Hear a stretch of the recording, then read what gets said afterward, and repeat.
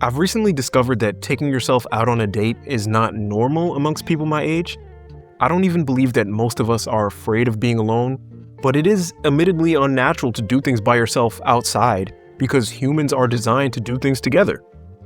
However, it could get to a bit of a ridiculous point where you feel like you can't do anything unless family or friends or a partner is with you, when in reality, it could be just as, if not more fun, when you look forward to taking care of yourself and going out regularly and actually seeing those plans through. The first benefit to taking yourself out on a date regularly is that you can fully operate on your own time schedule. One thing I've noticed is that as an adult, trying to plan things with people is just routinely one of the most exhausting things that you can ever do. I hadn't even fully broken into the realm of adulthood, but between school, family, a girlfriend, and work, obviously my time is going to be scarce. And you can imagine that it's like that for a lot of other people. It can actually be a secret point of contention amongst adults when they feel like you magically have time for all of these other things and people, but when it comes to hanging out and spending time with them, you don't have the time. And it could be that, you're genuinely doing your best and they might fall to the wayside. However, it's never going to come across like that to them. And to a certain extent, you can't even really blame them. Now, if you're the one with a little more free time or a little more willingness to make things work, it might seem like other people are neglecting you. Overall, it could just seem like a realm of drama and nonsense that you don't really have time for. So you might just get to the point where you give up entirely on trying to make things work. I think that most people will genuinely try to do their best when it comes to making plans, but sometimes it might just be obnoxious to ask someone to travel a certain distance or go exactly when it best suits you. In that same respect though, why wouldn't you want to go out unless it best suits you? Like I mentioned, this feeling that you're being pulled in 1,000 different directions. Why, when it's time to potentially do something fun, would I want to do it at a time or a place that's inconvenient for me? By the time that you've figured out a time that works for everybody and you've pulled all of the strings imaginable, you're already exhausted, and then you have to work up that energy to actually go out.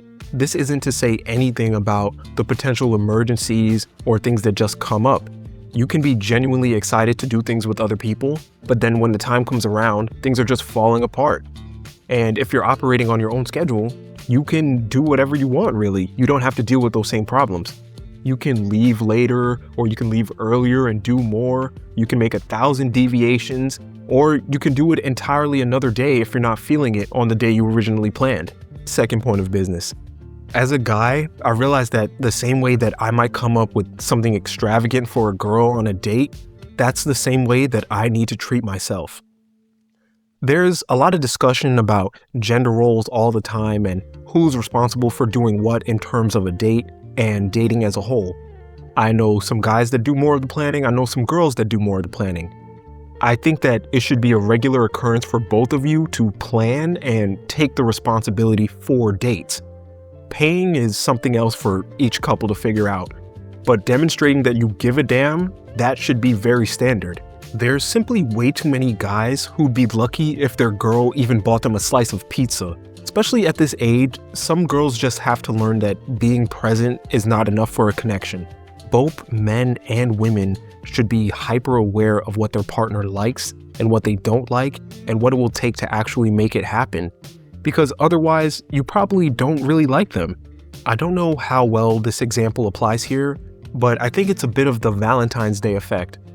It's like, if you're waiting for one singular day out of the 365-day year to show your partner that you really care about them, something isn't right. Obviously, it's a special day and that's when love is in the air or whatever, but it should be a regular occurrence that you show your partner that you actually care about them. To the point where if something were to happen that you couldn't make time for them on Valentine's Day, that they would know how much you care about them because it's a regular occurrence, and therefore they wouldn't feel any kind of way. So I took these ideas into my first relationship, and I felt like I had a pretty strong idea about how to show a girl a good time. Part of it was making sure that I could actually have fun too. My simple format is activity, then food, then a place to walk off that food and talk. The one downside to not being on social media is that in order to find a good place, I have to go through guides and reviews, kind of like a caveman. And then I have to map out distances to make sure that my date doesn't get annoyed because let's say they're okay with some travel, you still don't want to be obnoxious and you don't want to be over the top. And then on top of that, you want to make sure that she actually likes the idea of what you plan to do and that she's not just agreeing for the sake of making things easy. It's actually extremely time consuming. When I get into that mode of, okay, I'm seriously going to make a plan right now, it could be an hour or 2 hours go by before I feel like I have everything put together. So after a while of doing this, I'm like, what the hell is going on here? Can you take some time? Can you take some effort to take care of at least that half of the date? It was definitely that kind of thing in a relationship where you bring it up and then your partner addresses it maybe one time and then they think well, they've done all that they can do or all that they have to do. So a little more time passed and naturally I got fed up with not receiving that effort on a regular basis. It caused me to question why the hell wasn't I doing all of that for myself in the first place. I had some experience of going out alone at that time, but I wouldn't even do half as much as I was doing on those dates. And so I needed to start the trend that would actually give me more freedom. When I began the trend of regularly taking myself out, I no longer have to nitpick my plans. I can do exactly what I want, when I want, and I don't have to worry about all of the details because the details can change as I want them to. And that brings me to my third point. Going out on your own regularly is straight up a power move. One thing that I've read several times in the last 3 years is that what you do in private will show in public. That's an idea that's reinforced constantly in Stephen Covey's 7 Habits of Highly Effective People, but it's essentially fleshing out something that you've probably heard your whole life, in that the work that you do will speak for itself. While going out is a public activity, if you do it by yourself, it becomes private mental training. You are convincing yourself that you can operate in peace. Because we can get addicted to the chaos of everyday life. It feels like if we're not doing something that's at least slightly chaotic, that we're not moving the needle. And in a lot of times that could be true, but when it comes to carving out these days for yourself, that shouldn't be the case. The goal is to build confidence in being alone. And that confidence that you build there will carry over into your interactions with other people. What you do in private turns into what you do in public. You're constantly going to hear that people are more concerned with themselves than with you. And that's true, but it doesn't mean that they aren't concerned with you at all.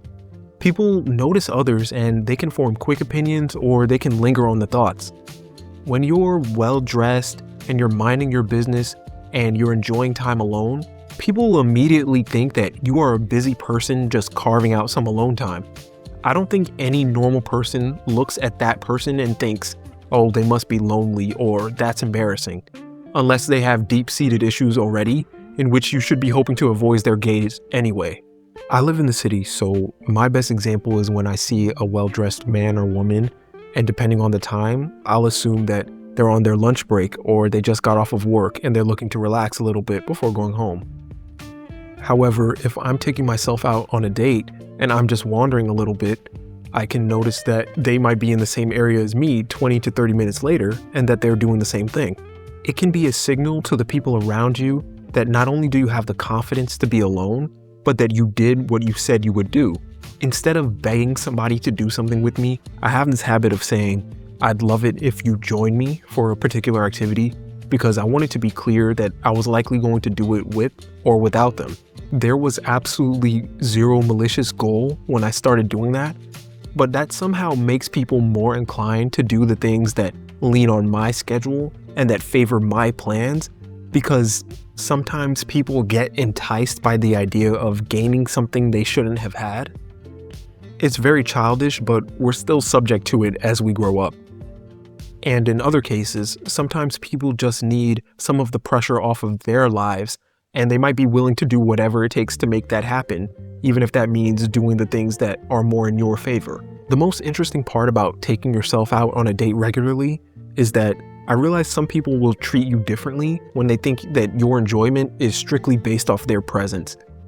Like you can't be happy unless they are there with you. For some of the people that notice that within you, They might feel that everything that they say or all of the ways that their plans can lean in their favor, that must be the way that you do it. Because otherwise, what will you do? Just sit at home alone? If you found that people have treated you like that in the past, it's up to you to take some of that autonomy back.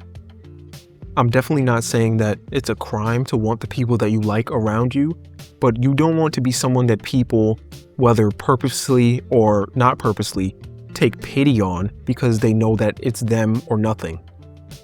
So it's very easy to communicate to people like, yeah, I would love if you joined me, I would love if you came with me, but I'm probably going to have a great time regardless. At the end of the day, taking yourself out on a date is by no means something that you get used to overnight.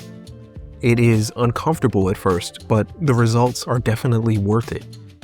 It should go without saying, don't do this with the intention of going places where you can attract a guy or a girl.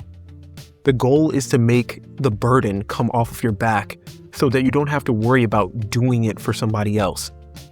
And the last thing that you want is to deem your outing a failure because you couldn't get some attention. All of the hassle of planning and scheduling time and making sure your outfit and your hair looks good, those become things that you become regularly excited for when you narrow down the focus a little bit to yourself. It should be a normal occurrence in everyone's life. If anything I said resonated with you, please drop a like and tell me about how you like to take care of yourself or how you would like to start. I'll see y'all in the next one.